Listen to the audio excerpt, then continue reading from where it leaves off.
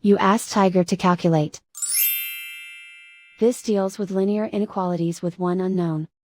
The final result is y smaller than 5. Let's solve it step by step.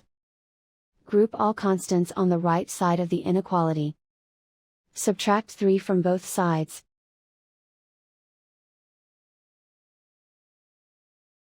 Group like terms.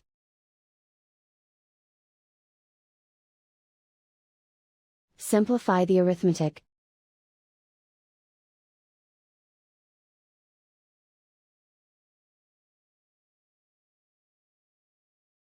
Isolate the y. Divide both sides by 2.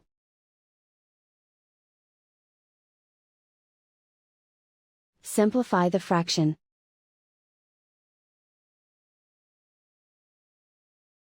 Find the greatest common factor of the numerator and denominator.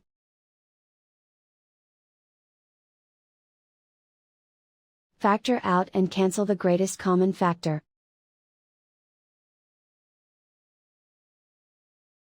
Plot the solution on a coordinate grid.